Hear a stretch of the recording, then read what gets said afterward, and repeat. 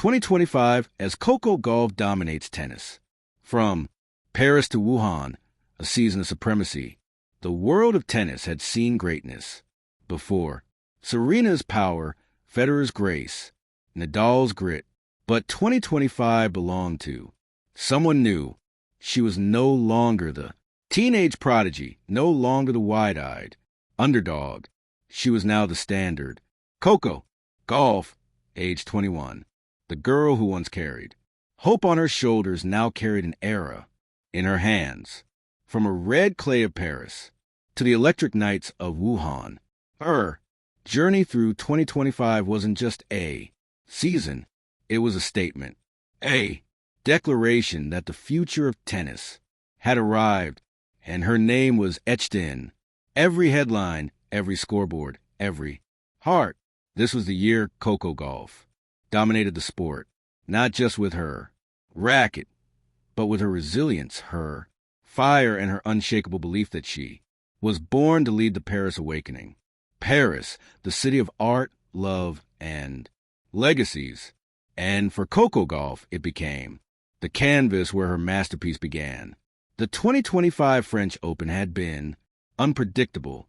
Injuries, upsets, shocks.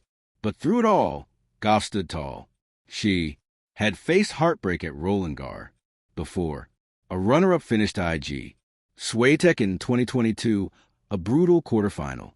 Exit in 2023, and whispers at Sheed. Never mastered clay. This time, she came back not to prove anyone wrong, but to prove herself right from her opening match. She looked untouchable. Her forehand cut through the slow clay like lightning. Her footwork danced as if the court itself was alive beneath her shoes. In the semifinal, she met Swiatek. Again, the old nemesis, the queen of clay. The match lasted 3 hours, filled with gasps, grunts, and grit. But when Gauff's final cross-court backhand painted the line, the stadium erupted 6-4, 2:6, 7-5. A new chapter had been written. In the final, she dismantled Daria Kasatkina with surgical precision, her first French Open title, and a star her 2025 conquest. Standing on court Fipe Chatria with the trophy glinting in her hands, Coco said, "I used to dream of this moment. Now I fight to live it, not once, but again and again."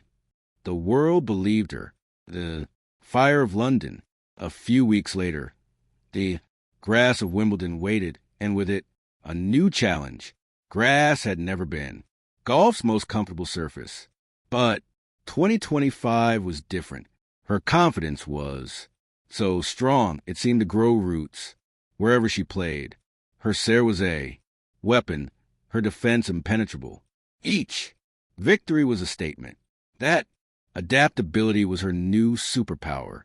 In the quarterfinals, she defeated Angeber in straight sets, showcasing not only power but patience. The semifinal saw her outlast Jessica Pagula in a match so intense that BBC called it a generational duel. When she reached the final, center court buzzed with anticipation. Across the net stood Emma Raducanu, a British darling reborn after years of struggle. The match became an instant classic. Youth style, emotion, and fire. In the end, Coco's composure sealed the moment.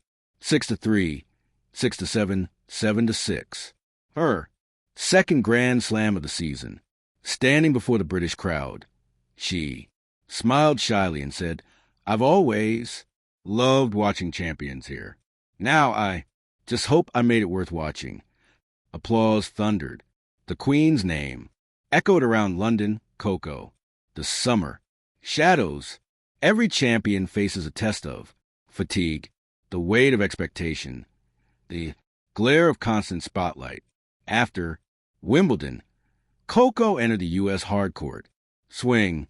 Everyone expected dominance, and she delivered, but not without scars.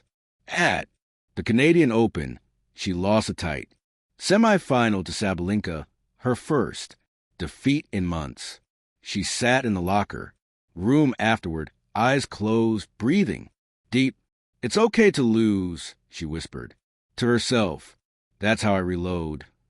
And reload she did by Cincinnati. She was unstoppable again, taking down the very players who tested her earlier. Her mantra became clear. Pressure is privilege. Fear is fuel. Each match became poetry in motion. Her footwork faster, her mind sharper. She didn't just play opponents. She dismantled doubts.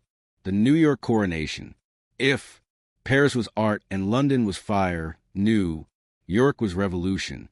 Arthur Ashe Stadium had always been her second home, the place where 15-year-old Coco first burst into global spotlight after defeating Venus Williams. Now she returned as a reigning queen defending her U.S. Open crown. The media buzzed with headlines. Can go back to back? Is this the Serena successor era? She ignored the noise.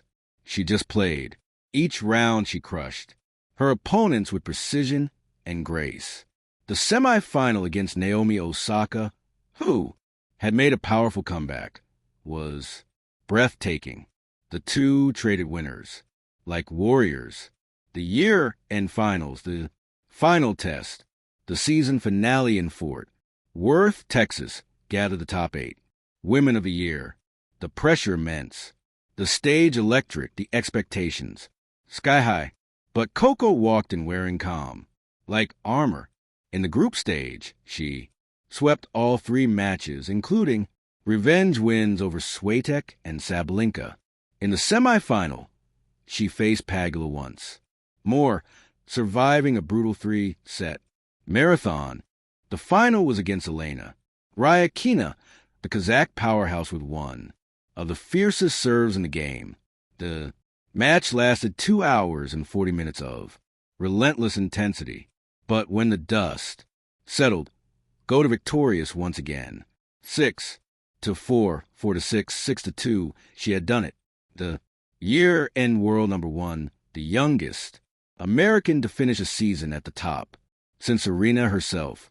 "It's surreal," she said, holding the crystal trophy. 2025 taught me that dreams don't expire. They evolve. The voice beyond tennis. Coco's dominance wasn't limited to the court.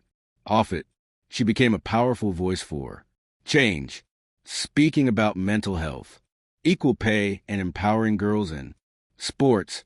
She partnered with the UN on a campaign called Serve for Change, building tennis programs for underprivileged youth across Africa and Asia.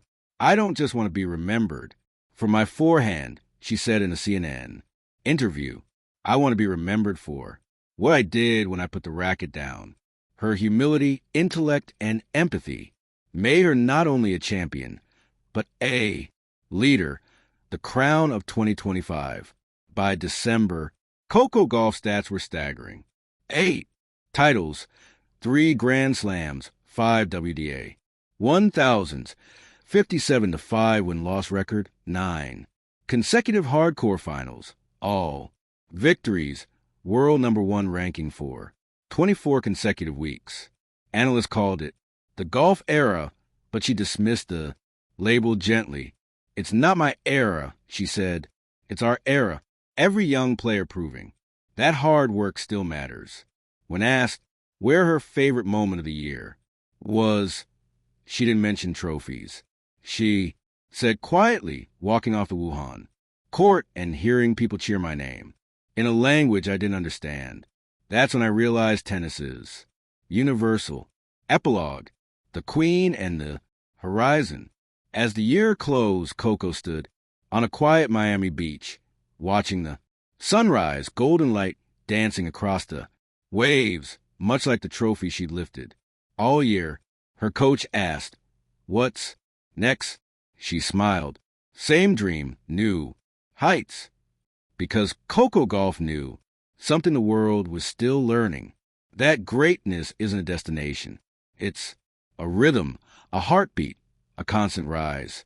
And as the waves rolled endlessly toward the shore, So too with Coco's story. A symphony of grace, grit, and glory. From Paris to Wuhan, from doubt to dominance. 2025 was not just Coco Gauff's year. It was a year the world learned what supremacy looked like when power by. So, thank you for watching. Please, don't forget to hit the subscribe button, like, and share. Till next,